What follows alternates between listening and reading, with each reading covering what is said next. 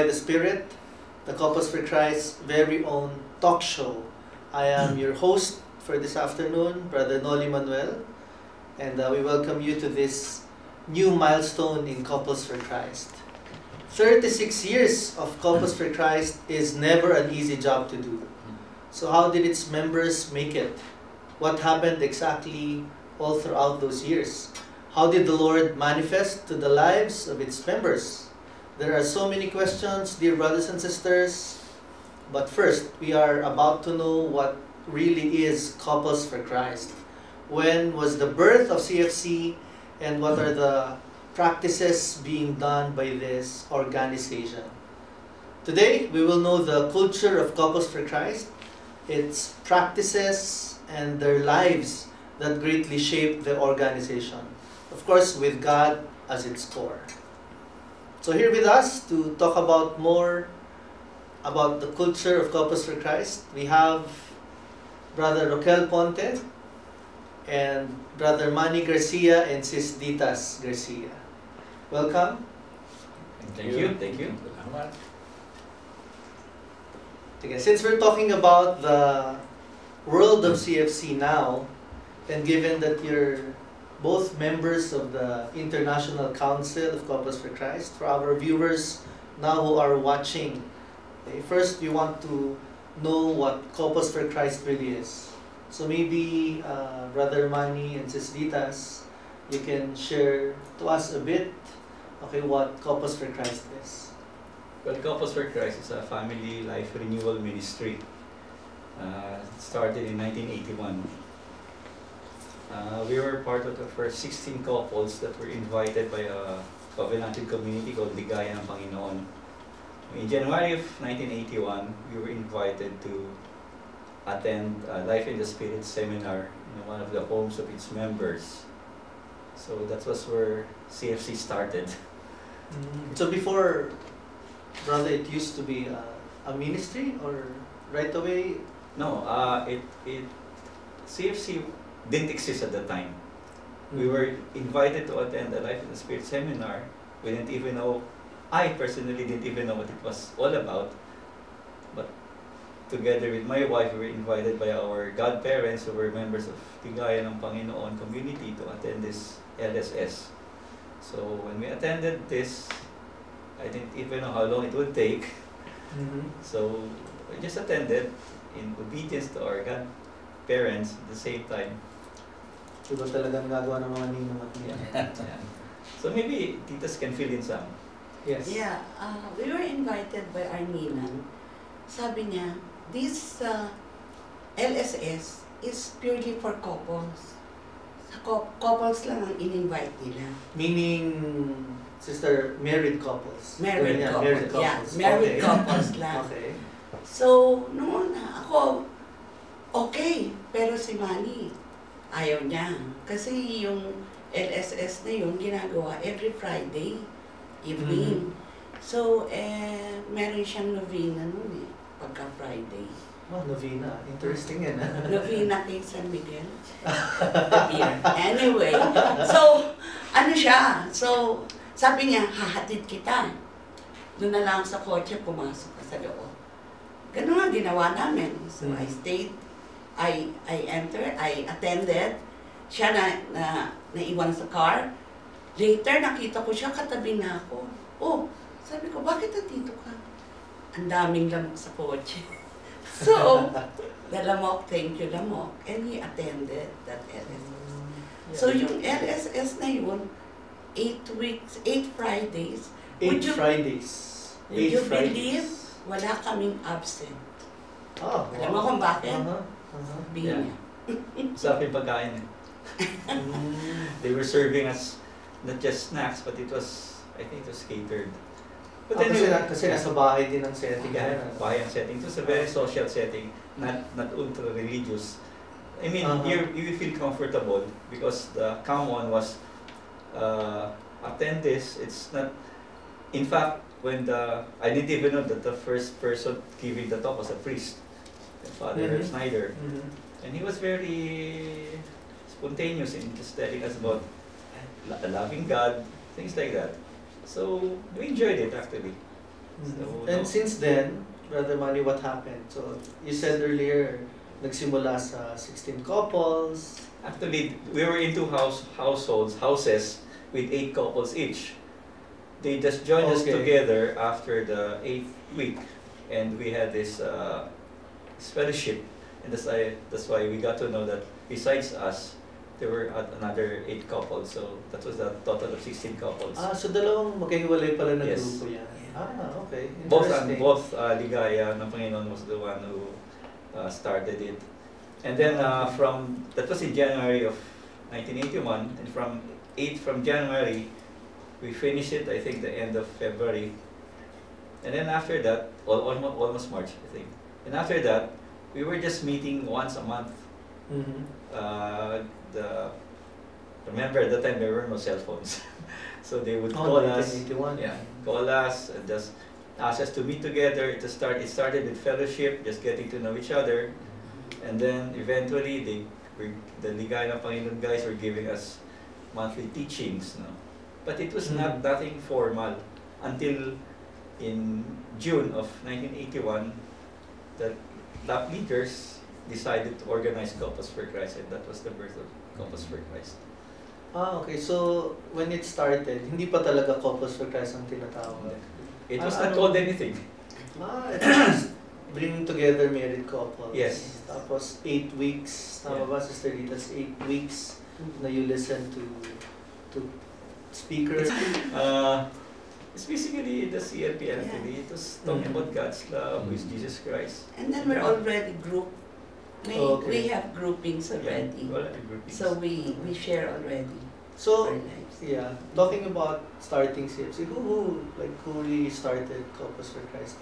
Apart from the 16 couples, sino nakaisip, sige, let's form an organization or a community out It of was this? Ligaya ng Panginoon guys, Vic Gutierrez and the early leaders of CFC, Frank Padilla, Raul Salceda, and these guys just got together and they eventually thought of making a community. Well, actually not a community first, an outreach of Ligaya ng Panginoon. An outreach. Outreach of Ligaya. How does that work? Sister Well, Rita, siyang outreach. What's an outreach? Outreach is a community. It's not just a community, but it's an outreach of Ligaya ng Panginoon. The leaders take care of this outreach. May mga iba-ibang outreach ang Ligaya ng Panginoon. Merong brotherhood. Okay. So parang may focus. Yes. Yes. So meron for businessmen, ito for married couples. Okay. So ito, pinangalanan nilang Couples for Christ. Wow. So, Okay. ang pastoral care namin, under ng Ligaya ng Panginoon. So, Ligaya ng Panginoon is the community. It's the Yeah. mother community. Mother Mother community. community. And takes care of iba't iba. So, Yes. the businessman and then the Yeah. married couples. Yes. Okay. So, what happened after that, Brother Manny, when sabi, simulan na natin yung Couples for Christ. Well, Then- when they started Couples for Christ, it became an organization with a structure. Then that is where we started our Christian life programs to focus on evangelization. The programs were more focused on renewing the self, renewing family, husband and wife relationships, relationship with the children, and then it went on to inviting others to hear the good news. So from strengthening family life, it went on to being evangelistic. So that was where CFC started to grow. So, because we- nagkaroon na ng maraming Christian life programs. Yeah. So, There's it started here in the Philippines, and I heard malaki na ang Couples for Christ, how many members do we have now in Couples for Christ? Now we have more than 800,000. Oh, 800,000. Yes. And I heard spread all over the All over the world. world, How yeah. many countries are we in? Countries are About in- Yes, 111 countries siguro. 111 countries. Yeah. Wow. So, in those 36 years, nagsimula sa 16 couples and it has grown this big. Yes. Okay. Very interesting. Sige, now let's talk about, more about this. No? Let's talk about the logo of Couples for Christ. Okay, kasi ito nakikita ko natin sa likod. maybe we can, Brother Roquel can share a bit about, the logo of CFC, bakit ganito ang itsura niya. Okay, kasi alam mo natin, when you talk about logo, it really gives, a group its identity. So, Yeah, that's true. para maintindihan natin yung mga viewers. So, what about the logo? That's true, Nolly. Basically, ang foundation ng ating logo, yung ating vision statement, Families in the Holy Spirit, renewing the face of the earth, with taking on the mission of Christ. No? Kaya, taking all of this in, there are three symbols that we have in that logo. First are the circles. Now, you might notice the three circles, but they are basically two rings, no? Signifying the ring of the husband, the ring of the wife that are brought together in marriage. And then at the center of that is Christ, because of the cross. No? Christ is at the center of the marriage of the husband and wife. And then, of course, the power of the Holy Spirit, no? Which is really very important in knowing the self, as Manny mentioned, the family, and then also the bigger society that we live in. So, yun ang tatlong elemento ng ating logo. Kaya, very prominent yan dyan sa ating logo. You mentioned about your vision, families in the Holy Spirit, renewing the face of the earth. So, talking about families, pero earlier we were saying it started only with couples. Yes. So, how did families came into the picture? Well, when you talk of couples, obviously you talk of the husband and the wife. And many husbands and wives have families, have children. So that's why the programs that CFC initiated first was focused on first starting the relationship of husband and wife, and then strengthening the relationship with the children. So it started with couples. So for Yes. I don't know, a number of years siguro focused on couples, tama Yes. po ba? And then paano naman ho yung mga family members? Like how do you classify them under the community? As Ditas mentioned earlier, we were an outreach of Ligaya ng Panginoon. So kung ano man yung binibigay sa Ligaya ng Panginoon, like the Children's Formation Program, the Young Adults Program, no, pinapasok din natin sa community so that we can invite the children also. But later on, after 12 years in 1993, it became quite formal na. No? Yeah, we had programs for the kids, for the So teenagers. 12 years Yes. after. 12 years Yes. after. Merong family ministries. Yeah, that's why we had the Okay. from the Children's Formation Program of Ligaya ng Panginoon, it became Kids Kids for Christ. Kids And- for Christ. Yes, from Okay. the Young Adults Program of LNP, it became the Youth for Christ. Okay. And then we had the Singles for Christ, and also Handmaids of the Lord and Servants of the Lord. All of these had roots in the ministries of Ligaya ng Panginoon. Pero my question is, how come after 12 years na, it was in 1981, pero I would assume from the very beginning, it was clear na ho ba yun na ang vision natin, this is what God is telling us to do, families in the Holy Spirit. But how come it took about 12 years before? Okay, remember that during this time, we were still an outreach of Ligaya ng Panginoon, and they were the ones calling the shots. Okay. They were our pastoral guides.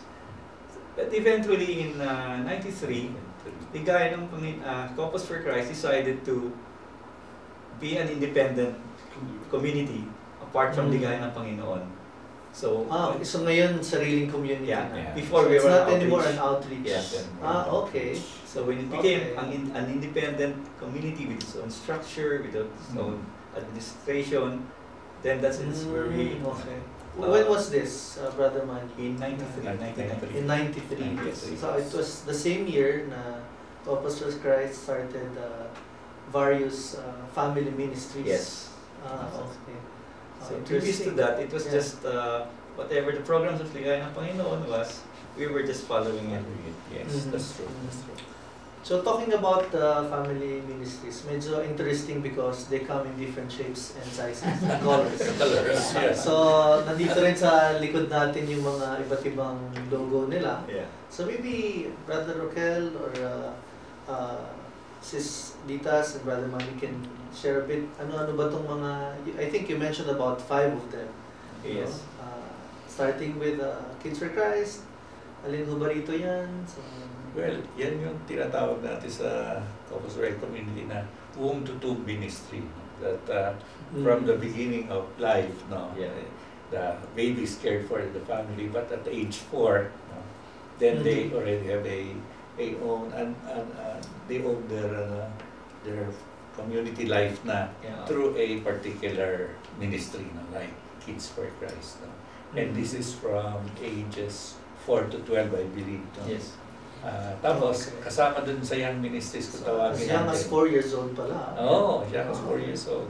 And then when they become teenager, 13, up to their about 21, when they are about to finish college, then they're still with Youth for Christ. No? So after kids, it's Youth for Youth for Christ. Christ. And yun yung young ministries, and maybe Aninditas can talk about the adult ministry now. From the young ministries, and then you go to those ages 22 to 40. Call them Singles for Christ. Mhm.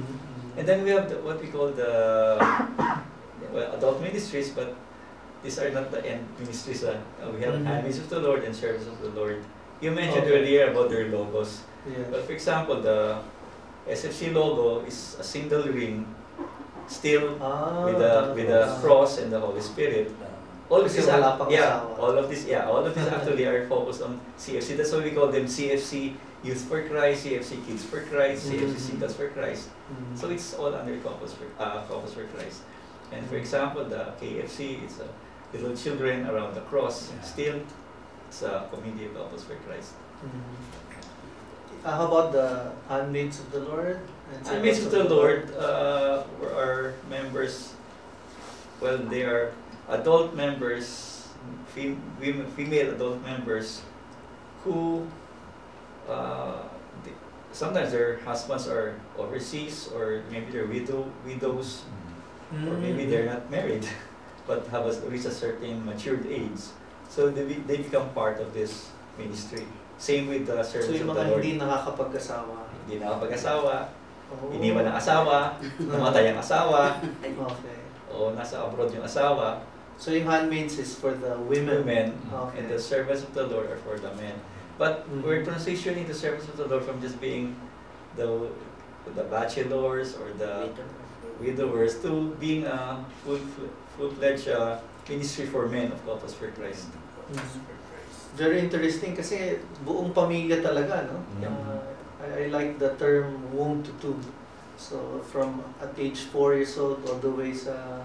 So kanina may handmaid, servant. So there are also situations na itong mga to nakakapag-asawa and become CFC.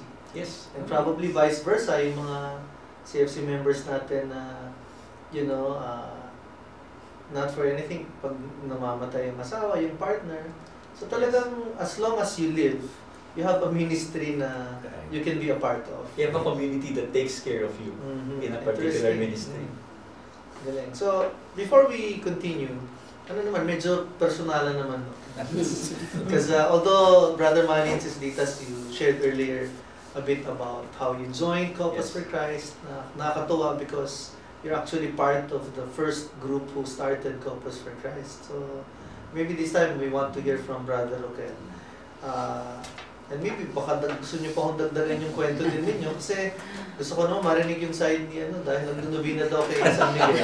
May pagkakataon kayo, Brother Manny, to defend your case. Okay? So, when did you join? How did you join? What about CFC that attracted you? Yan muna ang ano natin. Brother Roquel? Yes. Ako naman, I was serving in our parish in Pinaglaban ng San Juan. And it was ako member in the parish, actually, Lina and Linya Ulani, who were members of Ligay ng Panginoon at the time, that invited us to join. And I think it was actually the third CLP, Christian Life Program na ito, no? Hindi na ito yung LSS. Hindi na LSS. It was already that 12-week program that we joined. And what really attracted me was, kasi my wife Nina and I are quite, people na hindi masyadong associate with others, no? So, we're not so outgoing, no? We're just in our own small circle in the family. But what attracted me was the vibrant sharing that happened, and with that, nakita ko rin yung yung personal relationships that were being built. We're not even related to one another by blood, no? And yet, sometimes the relationship that we form in the community, especially in the household, is much deeper than even our blood relationship. So, and even right now, after 35 years of being in community, that's 35 years. still how I feel Lord is blessing our family to be related and linked to other families as well. It's this personal relationship. And even if we have grown so big and expanded so many areas and now the provinces in the Philippines, hindi pa rin nawawala yung intimate relationship because meron pa rin household eh. Meron ka pa rin chapter that you still belong to and you maintain that personal relationship. So, Brother Roquel, you mentioned about household. So, ito siguro yung naging malaking blessing din ng community because again, like your experience sa household na foster yung friendships, you know. So, yung household na to, how does it work? What is a household in CFC? A household is a group of persons who finish a Christian Life program. Okay, their group before it depends. No, their group basically geographically. So you get about 5 to 6 to 7, max 7 couples to form a household. To form a household. Yeah. Okay. And the household is your support group for in your community life. This is after the Christian Life After the program. Christian Life Yun program. yung maganda, no? After pala, it doesn't end with the 13-week Christian Life program. After that, you have your household. Yes. So the household serves as a support group. In fact, for us, no, we're the other end of the spectrum. We were not very churchy people. No? We were both focused on our careers. We were young. Pero nagdudubi na naman daw kayo kay San Miguel. Iba yun. Wala na yan. Interesado ako marinig yan. Bata pa kami. So, focus kami sa career. Focus kami sa how to become somebody in the world. She was 26, I was 27 years old. Oh, At the peak. I can imagine, 36 years, 35 years in community. Yeah. Talagang dito na ako yung mga nagkaroon ng anak. At yung mga Actually, lahat ng anak namin, pamilya na rin. lahat ng anak namin grew up in community. So it was the household that kept us, that strengthened us. Because, of course, a growing family and focused on, husband and wife focused on your careers. You have a lot of challenges. You have a lot of difficulties. So it was having dialogue with the household, is telling them your challenges. Because again, because the household, you can become closer together. Maybe Ditas can. Yeah, that's one thing that I really like in this community, the household. Because that household is where we really get our strength, our support. Because it's a household, we pray for each other and sincerely pray for each other. Especially my household head kami. And based sa experience ko, talaga yung household head really cares for us. Pinagdadasal kami, pag may mga concerns, nandiyan sila. Ibang-iba yung meron kang nasasabihan ng problema mo confidentially, and may kahit di magbigay ng advice, basta lang meron kang alam na tutulong sa'yo, susuportahan ka through prayers. Ang laking bagay ng prayers. Especially yung buong household, magdadasal for you. Iba. And so yung pag we really nagka-household experience that. po kayo, ano yan? Do you just have one place or what happens na? We go, the household works like, you go to the different houses of the members. Of the members? Yes, Okay. go around. And it's basically having a prayer meeting.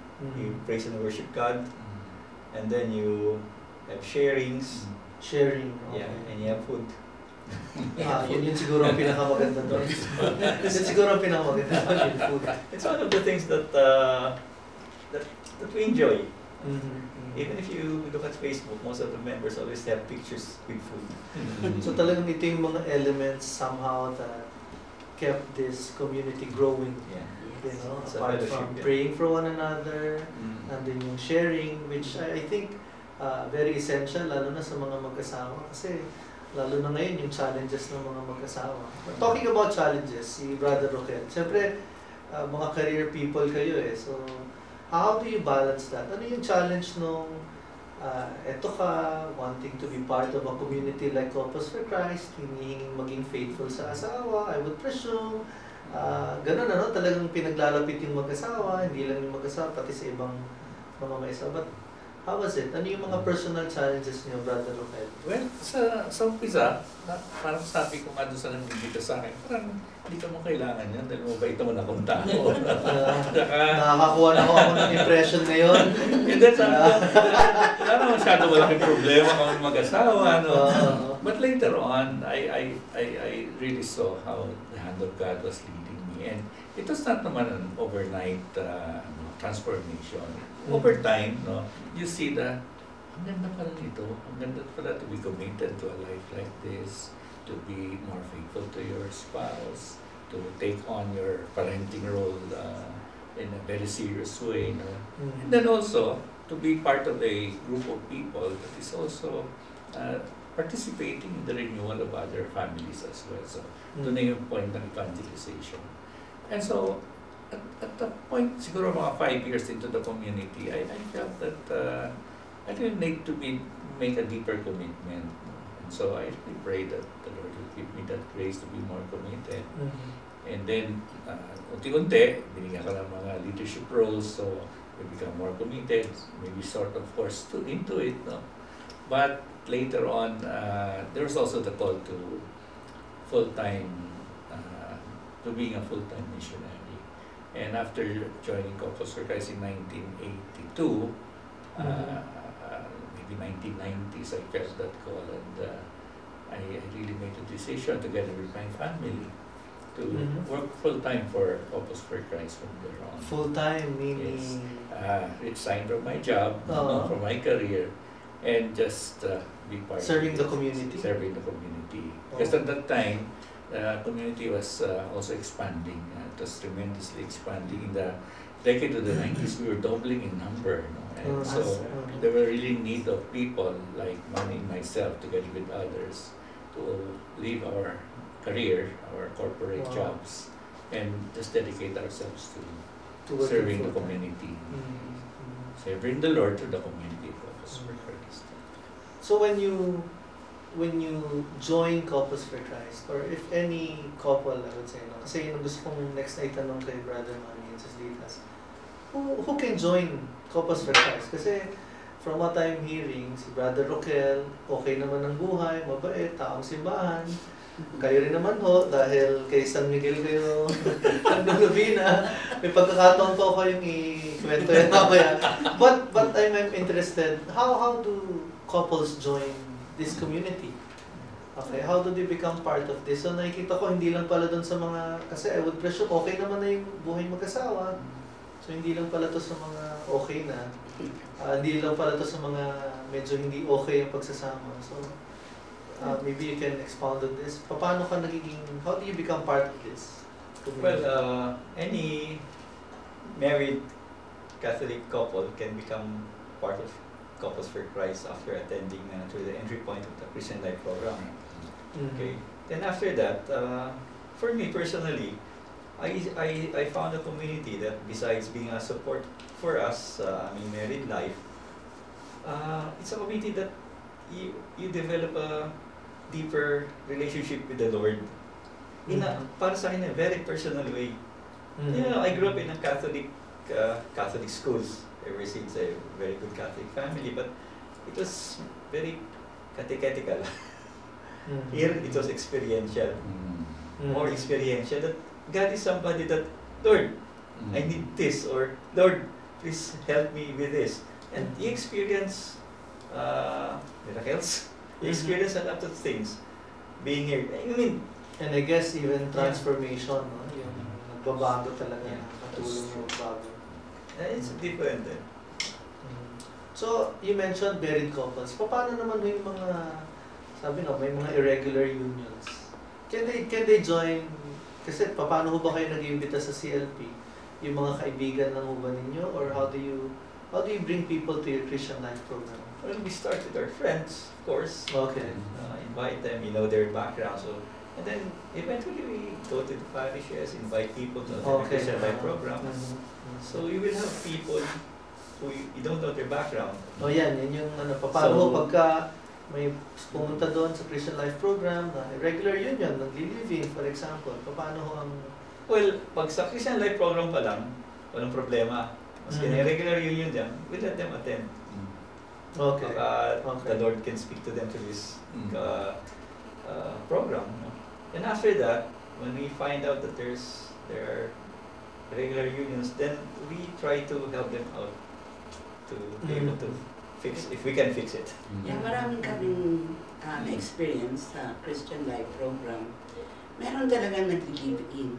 Nag-live-in sila. Pero walang mga sabit. Ibig sabihin, they just live in pero hindi pa sila talaga married sa church. Okay. So, because of nag-attend sila ng Christian Life program, na-realize nila na dapat pala, pakasal sila. Kaya marami kaming napapakasal ng mga couples na Okay. nag-attend ng Christian Life program. Marami na kami inaanak yun. Kaya marami kaming inaanak sa So, kasal. pati ho ba yung may mga impediments pumunta? Pag may If later on, nalalaman nyo na pagpasok sa CLP, naku, may asawa dati ka pala pa- na hindi pala kayo, hiwalay. Yun, case-to-case basis na yun. Case-to-case. Okay. Kasi I think it's interesting na malaman din ng mga Yeah.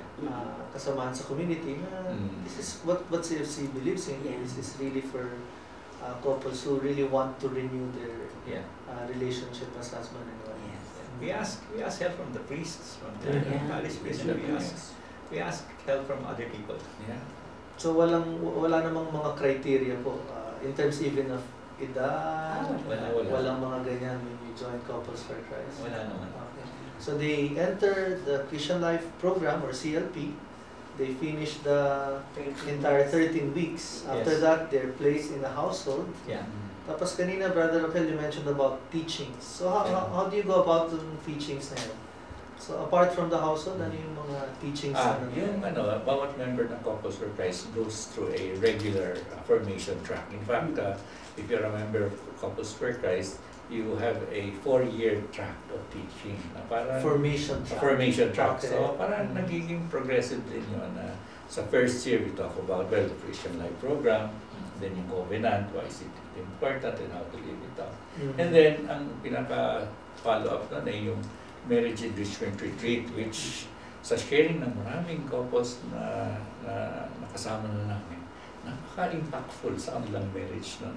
Nandun natutunan talaga what Christian marriage is all about, the role of husband. So may mga ganun ding after the Yeah, CLP to yes. strengthen even more. Correct. So ano ba yung mga ganyan pong nyo? And at the teachings? end of that first year, Noli, meron na yung evangelism training. Now, from the renewal of your family and yourself and even your small circle, now you're being sent forth and now to evangelize. Maganda yan. So hindi lang mo free. naiiwan na that's why maybe CFC is blessed to have grown in numbers. Yes, Kasi right. That's right. tinutulungan yung mga mag-aasawa at pamilya, and then they're also being asked to help other families later on. Yes.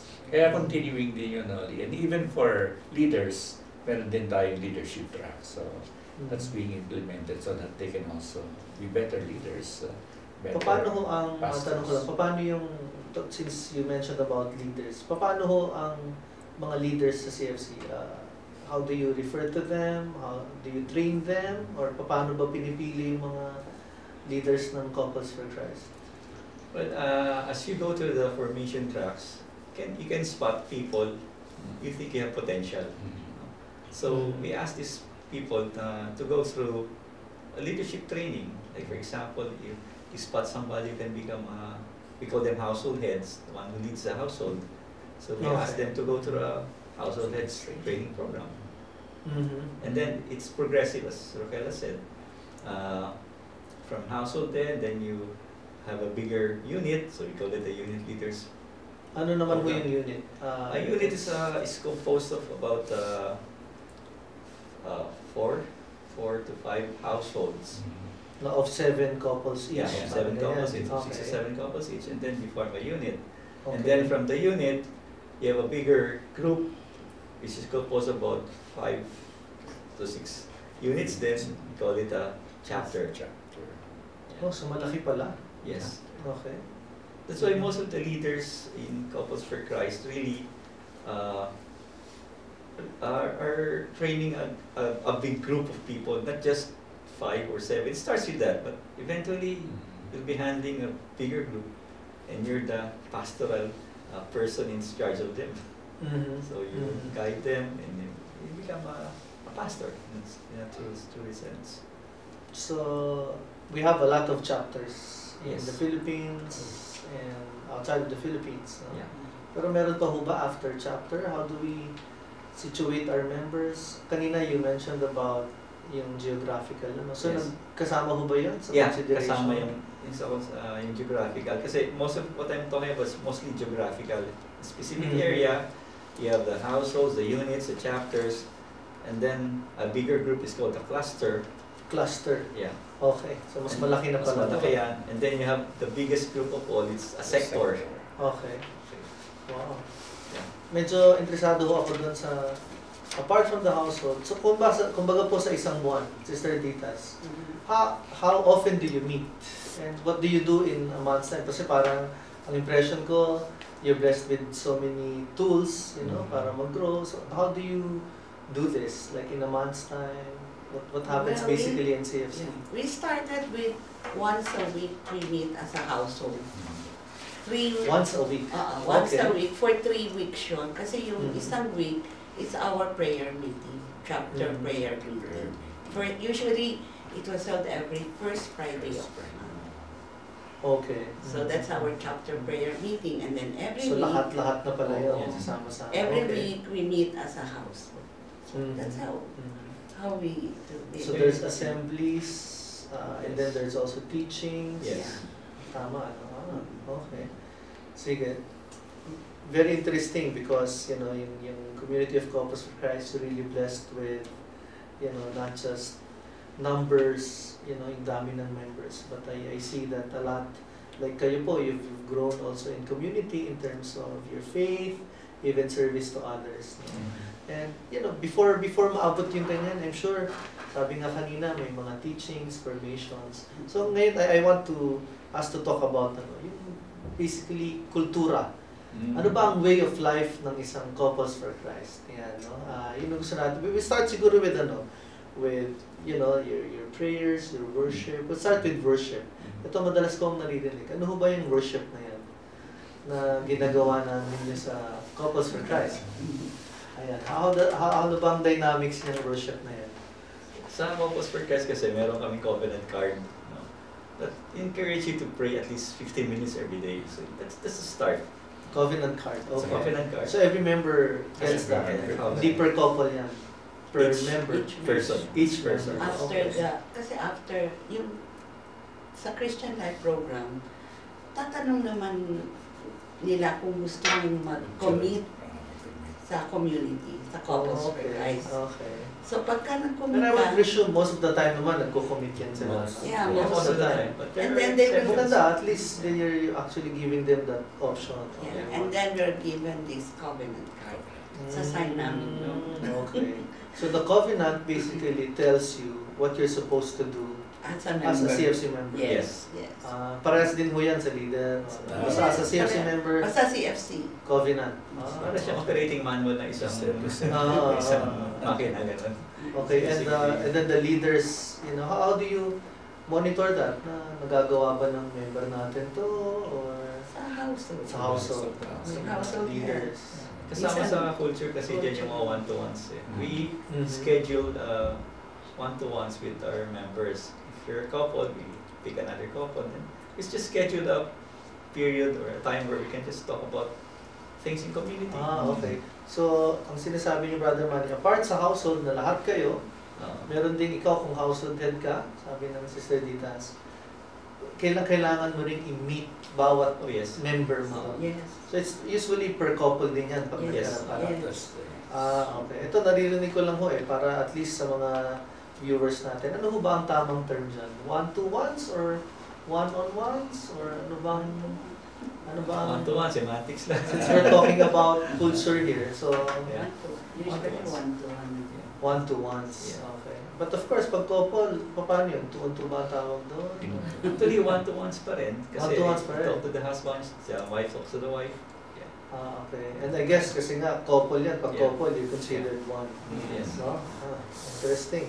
Sige, so going back, yung pong worship, I was asking earlier, ano yan, malaking element yan ng inyong buhay community. Ano po. So, what happens in worship? Do you, I presume you sing songs? Yung worship is really more of the communal. Yung binangitin Manny kanina, yung personal, kailangan natin talaga. But yung communal, that is really worship. And if you have to consider that Couples for Christ or Ligaya ng Panginoon began the charismatic renewal. So, very important yung worship. In fact, meron tayong paper on corporate worship so that there's a kind of worship for the household, for the prayer meeting, for any So other usually you meetings. start your activities With the with worship. worship. And So then, is this prayer? Prayer din yan, ano? this is definitely prayer, Okay, no? And okay. worship starts with songs, no? Mhm. Singing of songs and then praising the Lord. Mhm. And then after that, there's also a time of quiet wherein you can also hear the message of the Lord through reading of scripture, through prophecy, through exhortations and things like those. No? Okay. And then, of course, there's in the household, you can be more personal. There are individual praises and thanksgiving that we give. So Thank when you, you Lord. pray, everyone is encouraged to also Yes, say oo. their prayers Yes. vocally. Spontaneously. So hindi lang pala yung leader ang Hindi lang, personal. hindi lang yung prayer leader. Okay. Oh, But on a bigger assembly, usually yung leader lang. no? Pero bigger assembly meaning outside of the household? like the chapter assembly. Yan. So pag may chapter assemblies, yung Usually leader na lang. It's a ang- chapter leader that leads the worship. Okay. And then, Okay. tinutuloy-tuloy na lang yan. So wala na kasi imagine ko nga kung mga 100 yung members kasi isang pasalita. Tagal yun. Ang inaantay lang niya, during the time of quiet, they will ask if you're prompted by the Holy Spirit to read scripture, to give a prophecy. Okay. Then just come forward and give it. But it is really the worship leader in the assembly that does everything. But Mhm. going back to the household, kasi yun ang isang significant worship natin, talagang it's really more a personal way wherein the small group can really worship the Lord. And then they can also pray for supplication. And then you can also get inspired messages from that. And oftentimes, doon din nagagaling yung mga nasi-share natin during the time of sharing the household meeting itself. So Then, of from, course, for example, household po ng mga leaders, correct. automatic ho ba yun na whatever you talked about, kasi there's discussion, there's sharing, automatic ba yun na what you talked about dun sa household na yun, dapat ibinababa nyo rin sa, kung if it's a household of leaders, no? Automatic ho ba yun na dapat binababa din nila yun? Yung teachings, yes, but the sharings, it's personal. So you keep it within the household. Okay. So normally, it's the leader who, ano ba yan, parang nagpe-prepare ng topic na yan na Correct. pag-usapan Yes, sa correct. household. Yeah. Okay, so all the way to down to the members ganyan. Yeah. Yun ang sinasabi natin. Second. Yes. Okay. Very interesting po ito. We're talking about, meron din ho kayo ditong, di ba, CLP sinasabi natin. And I heard that one important session ng Christian Life Program is what you call the pray-over session or baptism. Okay, ano ba ang tamang ano dyan? Para maging malinaw din dun sa mga nakikinig sa atin. Is it pray-over session or baptism of the Holy Spirit? Can you... Yung unang term na ginagamit natin since the Christian Life Program is baptism in the Holy Spirit. Kasi yun din ang terminology ng Life in the Spirit Seminar. Kaya lang later on, when medyo nang pag-aralan na rin natin ng konti at pakonsultan rin tayo with priests and bishops, parang sinasabi lang, mas mabuting receiving the Holy Spirit yung gawin. So yun ang tamang tawag Yes. sa session. Right now, in the revised Christian Life Program, Receiving receiving the power of the Holy Spirit. So it's not anymore referred to as The baptism in the Holy Spirit. Spirit. Okay. Kasi minsan, baptism connotes yung baptism mo as a Catholic, as a Christian. Kaya Precisely. parang baka nagkakaroon ng confusion doon. Kaya parang kinorek natin yun. And rightly so, because most of us naman, especially Filipino Catholics, we're baptized as infants. No? So in the receiving the power of the Holy Spirit, we're not being given the opportunity to profess our commitment to Christ and to reject Satan as an adult. Hindi na lang yung tatay, nanay natin sumasagot o yung ating maninong-nina.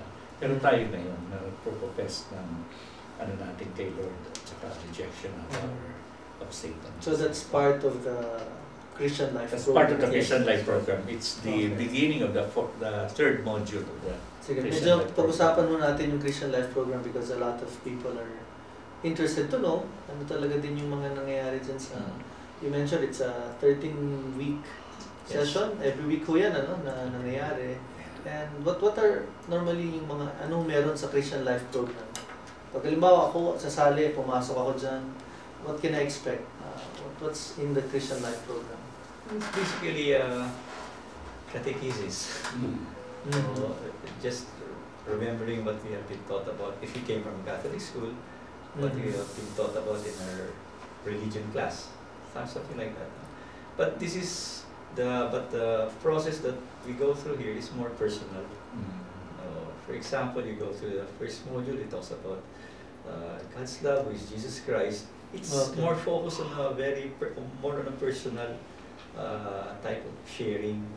Not like a teacher giving catechesis class. Ito, para bang, ano ba ang relasyon mo kay Jesus? In a more personal who way. normally gives the, ano ba, yung mga nagsasalita? Who normally are these people assigned to The give leaders, talks? basically the leaders. The leaders. Yeah, the leaders in God's Okay. Christ, yes. Sometimes do we invite priests there to give talks or? Sometimes we do, but we ask the priest to give it in a lay manner, because sometimes the priest Okay. can become okay. catechetical also, can become too religious that the guys who are listening, hindi ko na maintindihan ano ba sinasabi niya. Hindi yata akong papari dito para seminaryo na. So it's not really like, I mean, the teachings are, of course, based on the catechism, Yeah, pero it's given in a manner that's more personal, no? Personal. Yung more relational. more experiential. Yeah, experiential tama. relational, yeah. Mm. Practical Christianity. Okay, That's okay. a good way of putting it, yes. So when they listen to the talks, what happens after? So makikinig lang sila after that? Then after the talks, then they're grouped into Group discussion. groups, yeah, they have discussions. Okay. They talk about the talk, or they talk about Ano ho yan? Ano? Husband to husband, wife to wife? it's a or group, ano ho yan? couples. A group of So yeah. couples. Yes. Okay. So sa Christian Life program, when you do after hearing the talks, they have groups. Yes. Yeah. Paano ang grouping? Babae sa babae? Yeah. yes. So the wives go together and Yes. then so pag nag-serve ka rin pala rito, it has to be the couple. Couple. Yeah. Okay. Kailangan. Oh, very Yes, yes. maganda ho ito. Yun nga yung isang factor na kaya maraming bumabalik kasi mga wives lang ang nag-meet. Parang nagkakaroon sila ng time to share na hindi nila ma-share sa husband nila. Or ganun din yung mga husband, may time sila to share. I think isa yun sa plus factor. So, kailangan ho pala pag natapos nila yung Christian Life program, both of them should finish. May mga sitwasyon ho ba na, siyempre, sabi nga nila, it takes two to tango. No, meaning kailangan mag-asawa yung pumupunta. Paano pagka hindi ho tumuloy yung isa doon? Do we have cases like that? We have had cases like that. It's either the husband or the wife na tutuloy. Mostly the wife, yung husband na yun. So we invite the wife to join the music. So pwede pa rin hong ituloy Pwede in the event. Yes. Okay. So, about kanina, you mentioned about the pre-over session. Ano ho naman yung, ito alam ko parang special session itong pre-over na to, no? Kasi parang nire-relieve ho natin yung ating baptism, sabi niyo. But what normally happens in a pre-over session? Well, ganun pa rin. Pareho din ng ibang sessions. Ang exception lang is there are individual pray-over. No? So after when the talk is given, the first part of the talk is given, and then para maumpisahan yung pray-over session, nagkakaroon tayo ng commitment to Christ, sa renewal of our commitment to Christ. Mhm. Then after that, the participants in the CLP, they continue to be in a reflective mood, in a prayerful mood, and then one by one, their facilitator will call them. And then they will pray over. Ganun din ho yan, like the brother prays over the brother. And then usually the facilitator brother will have a prayer partner para dalawa o tatlo sila nagpe-pray over. And then after that, after a short session, it can last from 5 to 10 minutes. Mhm. Then, babalik na yung brother and then another brother naman will be prayed over. So until all the group has finished, then matatapos na yun, and then they have a concluding worship na rin naman. No? That's the first time that we introduced the charismatic worship in the Christian Life program. You sing songs, Yeah, yung praises. praises. So, And charismatic meaning you also teach your members to raise their hands. Yes, Okay. encourage them to, hindi naman natin pinipilit, pero at least encourage natin. We exhort them to be worshiping the Lord not just in their voices, but also in their body movements.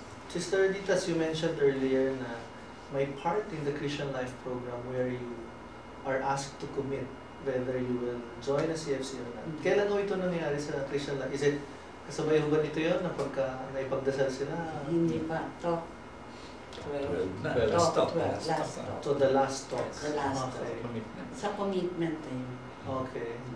Tapos doon na rin ho yung covenant card binibigay. Bigay. Saka ID.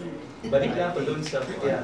talking about the baptism in the Spirit. Sometimes there are aberrations that we would like to correct.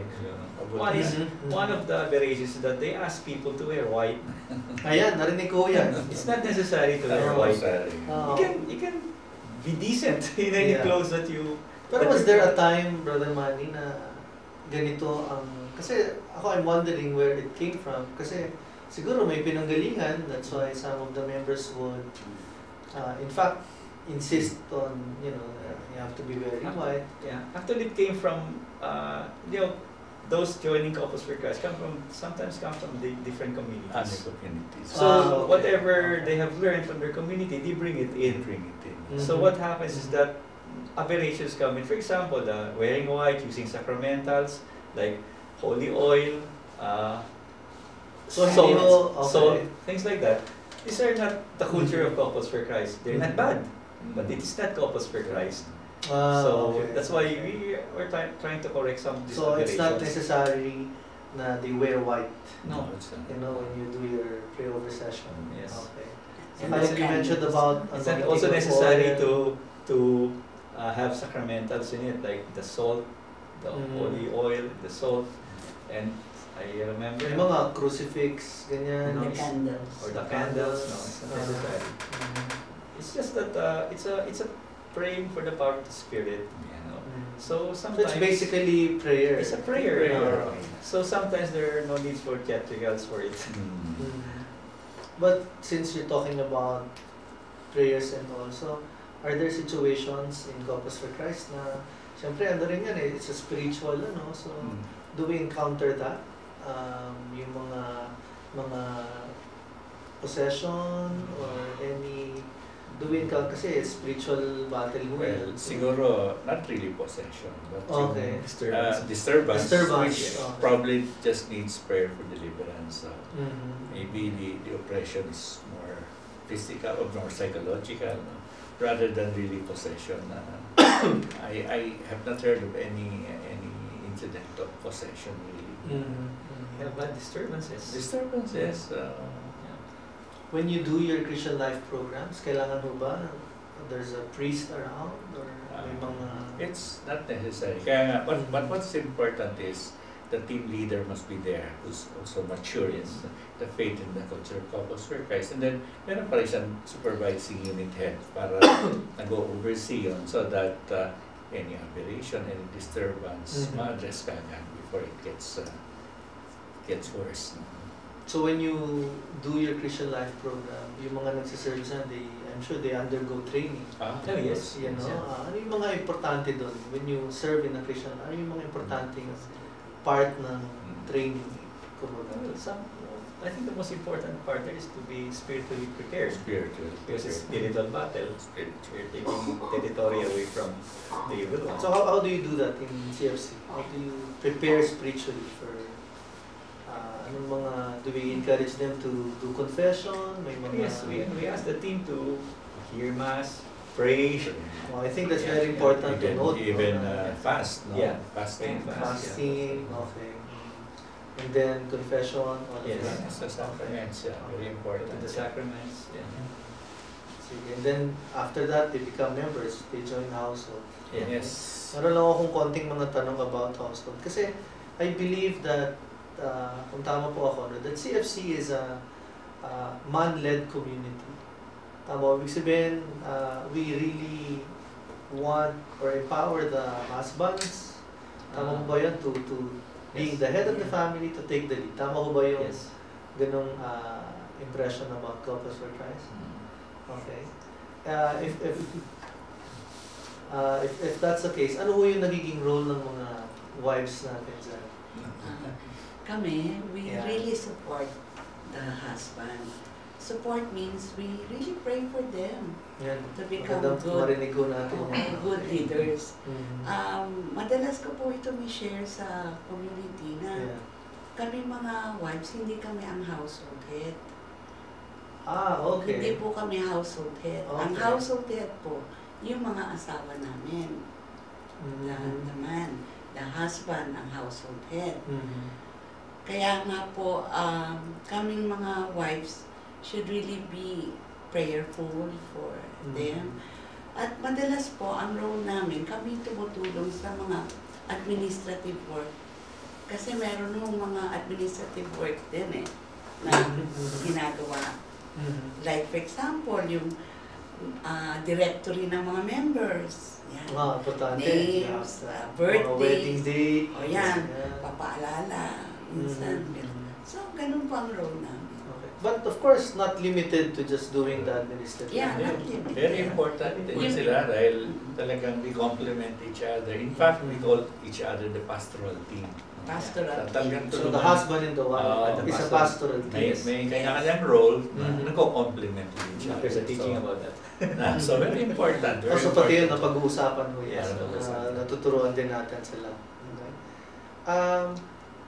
Since you have the handmaids of the Lord, I would presume that siyempre puro mga babae ho yun. Yeah. Doon sila nagli-lead yung mga kababaihan natin. Isang mature leader, so it's a mature.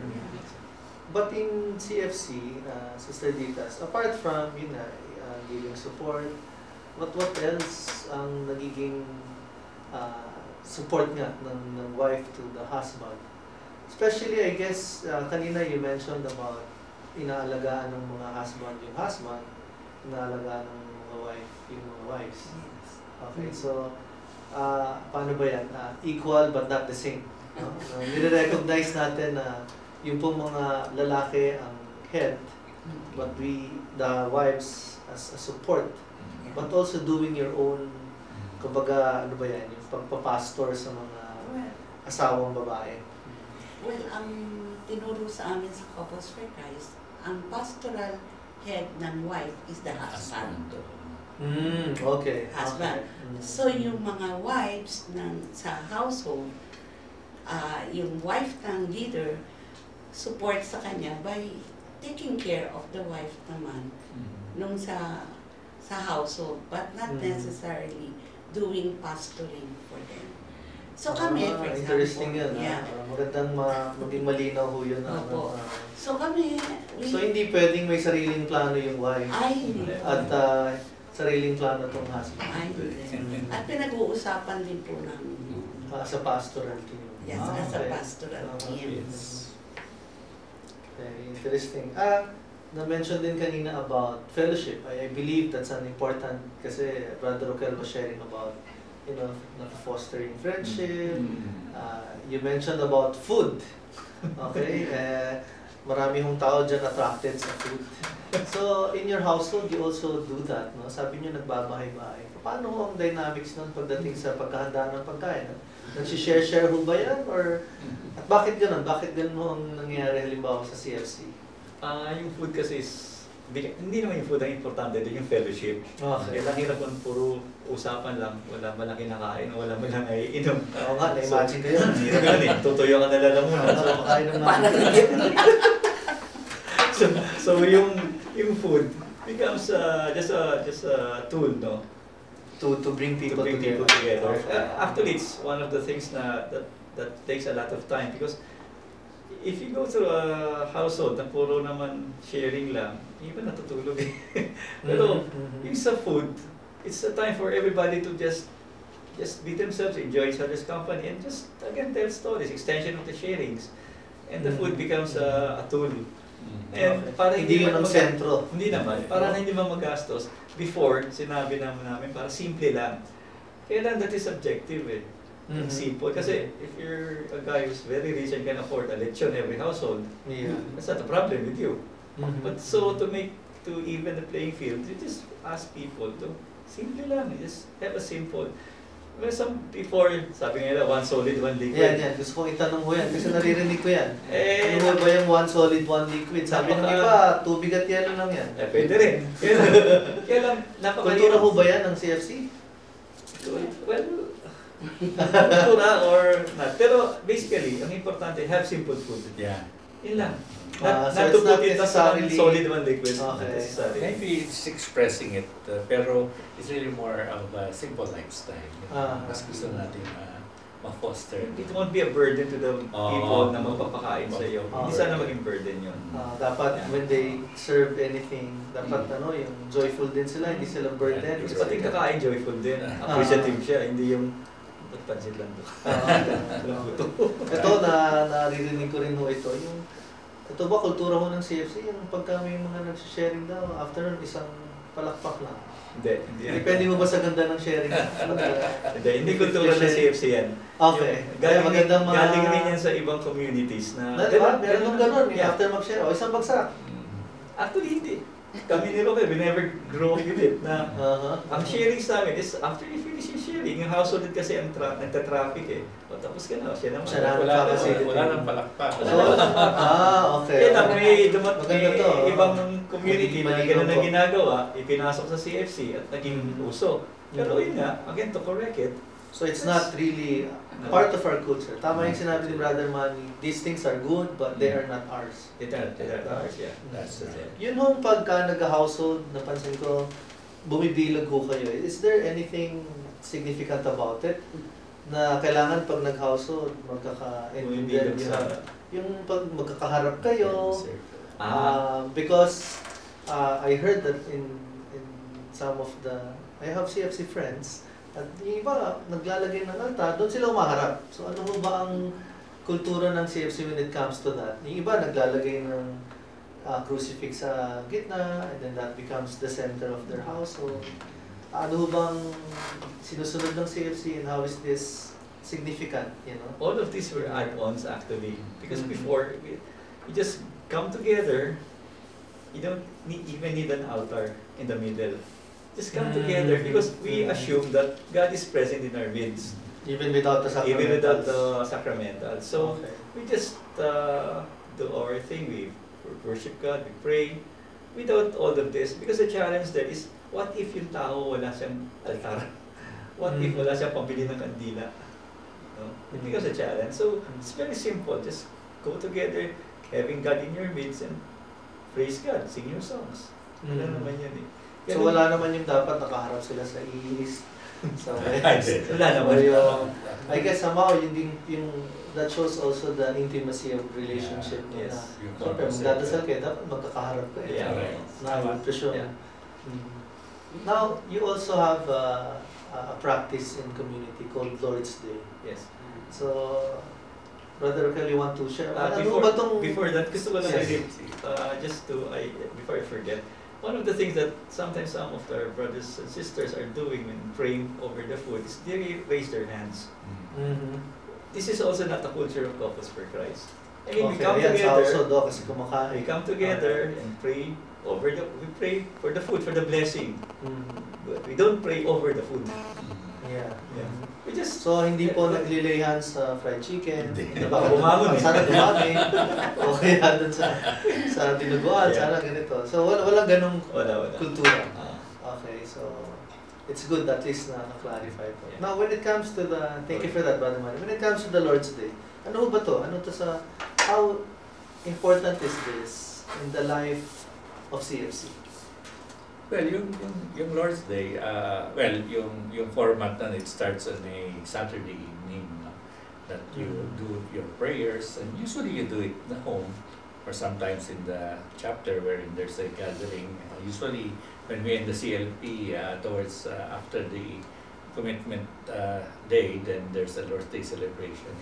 But basically, the Lord's Day celebration is a celebration of Thanksgiving. And if you situate that in the home knowledge, kanya sa bahay mo ginagawa yan, the father, the mother, and the children are there praying the, we call it the paraliturgical prayers. No? This is something Okay. that Bishop Ted Wakani, during its inception, commented on that it is truly a Jewish, that's Jewish roots, no?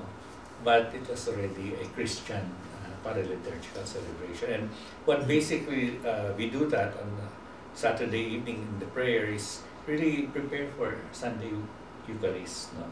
So that we are in that, we are already So that's cultivating why it's on a Saturday. the Saturday Because the Lord's Day Ah. should prepare you for or Sunday. For Sunday. No? Para, kasi nga, di ba, the Okay. Eucharist celebration is a celebration of Thanksgiving. So it's always on a Saturday. Ayan, maganda maging clear. But of course, after the meal time of Sunday, meron pa rin closing prayer. So parang you're closing the Lord's Day celebration. So this is, itong Lord's Day po is also a practice within families of CFC. So hindi lang ho pala pang Christian Life Program. Hindi lang. Okay. In fact, talagang when we were still very much part of the kaya ng Panginoon, it was really something that the families do every weekend, every Saturday, and then there's a closing prayer on Sunday. Okay. So Ngayon lang. yung bang Lord's Day, although you mentioned, no, para rin maging clear, it doesn't take the place of Eucharist, attending Mass and all. Definitely. Definitely not. So it's Definitely really just sort of a preparation. Preparation, yeah. Okay. Very interesting po, and marami po tayong gusto maintindihan about CFC. So we'll have a break. Family ministries, no? Mm-hmm. Tito, tita. But basically, we just like also in a family, we call them elders as kuya or ate. Maybe that's better. No? But again, because of the family ministries, because of the culture that came in with the family ministries, I don't see any problem with calling each other tito, tita, if there is an age difference. But I mean, if somebody who's older than me calling me tito, I think that's a problem. So I And think even the leaders in community are addressed the same. Yeah. Hindi naman yan dahil elder na to, we have to address in a certain Yeah. manner. No? Maganda because it's really being family. yes. It's really being about family.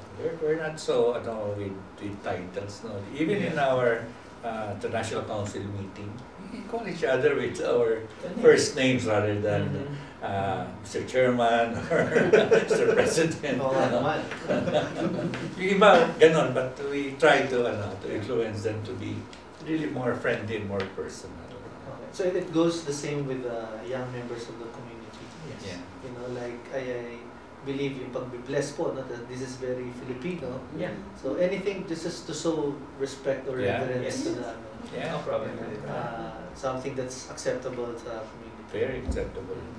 Now, ito medyo, medyo controversial, no? Because I want to ask about, syempre, community ho, any community will not, kumbaga, thrive kung walang means to support, no? And knowing CFC also, I believe you've grown na in 111 countries. How are you able to support this? Paano nangyari na, of course, nandun naman yung commitment, pero siyempre may involved din pera yan. Paano kayo lalaki ko?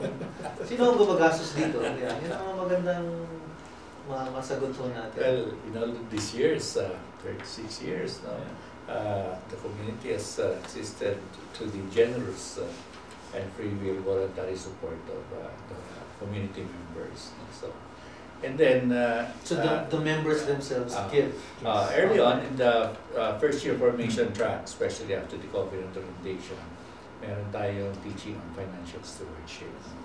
Okay. So kahit ito pala, we teach and we tell people about this. Yes. Oh, okay. And then, sinabi ko lang financial stewardship, but as a good Christian and Catholic, we should also be good stewards of the gifts that the Lord has given to us. In fact, tawagin natin to 3 T's, time, talent, and treasure. Dapat yun, offer natin kay Lord dahil yun din ang gift niya sa atin. But specifically now on the treasure side, which is financial stewardship, what we also teach, it is also part of the canon law of the Catholic Church, is tithing.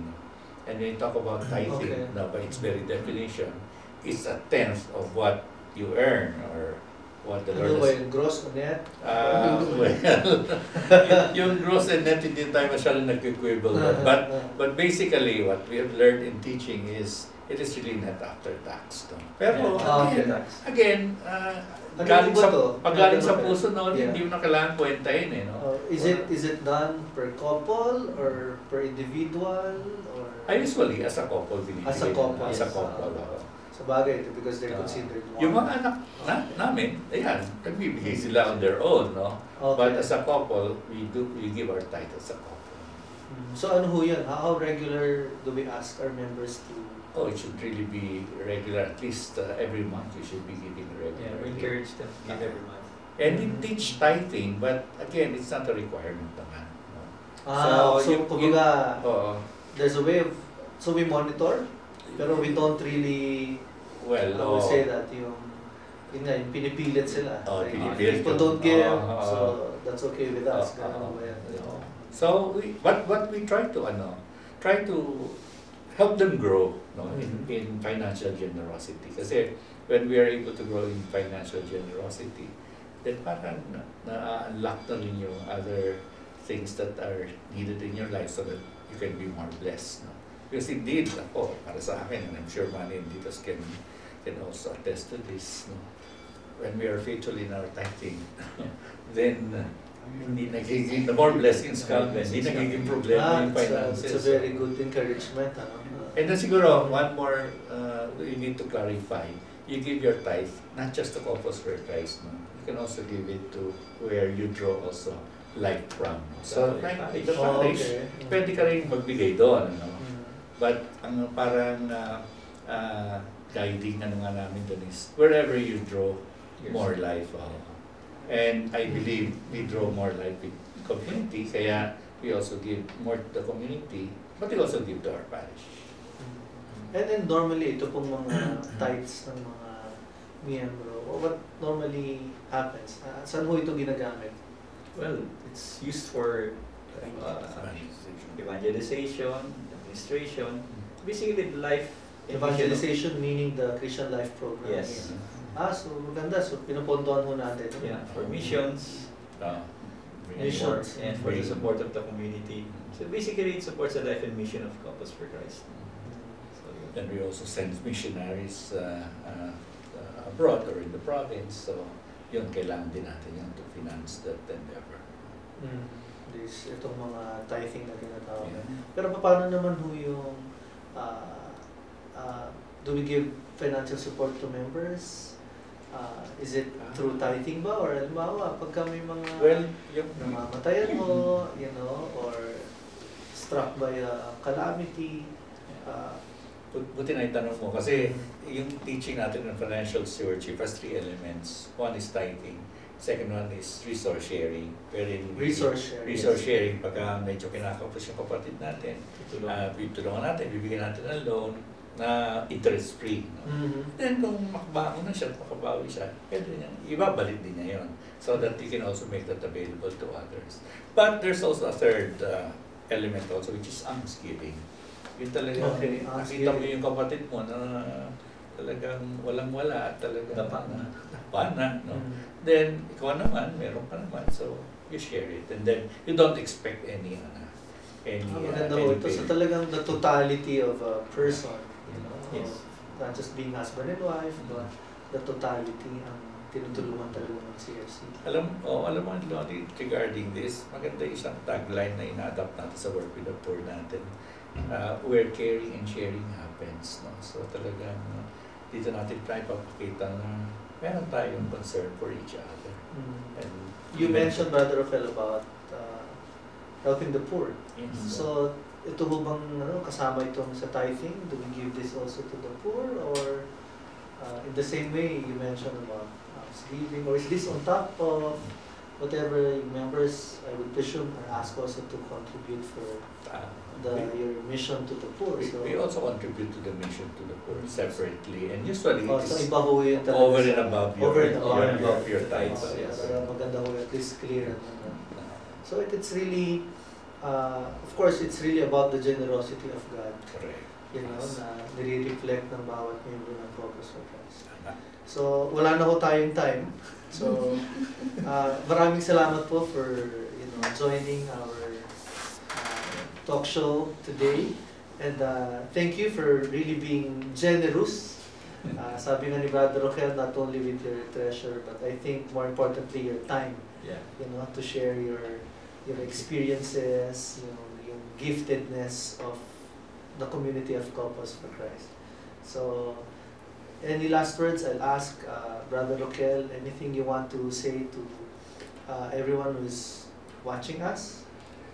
Well, actually, maganda yung title ng ating talk show, no? Moved by the Spirit, because in all of these 36 years, 35 of those kasama ko, nakita ko talaga that this is really God's work, no? And it's His Holy Spirit that truly empowers us, no? And when we talk about how the Lord has been faithful to the community for one of these 36 years, I could just really be grateful to what the Lord has done to the community. And to me personally, and as a family man, no, really the community has really empowered me. But there's also this gift that I believe the Lord has gifted us with. No? And Cardinal Tagle mentioned this in this book that we have published in Caucus for Christ, Moved by the Holy Spirit. He said, Caucus for Christ is a gift, the gift of the Filipino to the world. So I believe nandun din yung aspeto na talagang we're being used by the Lord also to bring renewal to other families as well. Ang basis nga nito is Acts 1 verse 8 na you will receive power when the Holy Spirit comes upon you and you will be my witnesses at the ends of the earth. No? And then so ito yung mensahe na talagang gusto kong tapusin itong ating interview na yan na talagang I'm grateful to the Lord for bringing renewal to my life and to my family, but also empowering me so that I can also be an instrument of renewal to others as well. Very generous. Thank you po sa inyo. And Sister Editas, anything you want to say as a last message to our viewers? Yeah. Itong Couples for Christ is really the community na I will really cherish till the end of my days. Kasi 40 years na kami married. And 36 years of that 40 years Wow. we spent dito sa community na to. At dito sa community na to, sa Couples for Christ, that is where me personally grew in my Christian maturity. And naging maayos ang relationship ko kay Manny. Naging masaya. Even the children, they grew up in this community. And I am enjoying the fruits of the community now. As our family is really God-centered. We're one happy family. Kami ng family, kami yung family that prays and eats and travels together, stay together. So, kaya kami, as a family, I really thank the Lord for giving Couples for Christ sa amin. And madalas kong sabihin, I will be in this community till the end of my days. Wow.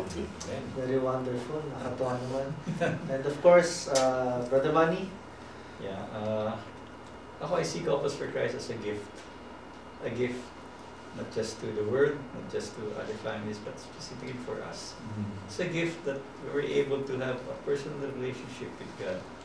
And then our family grew, meaning not just a nuclear family, but we have had brothers and sisters who have traveled with us through all these years in Compass for Christ.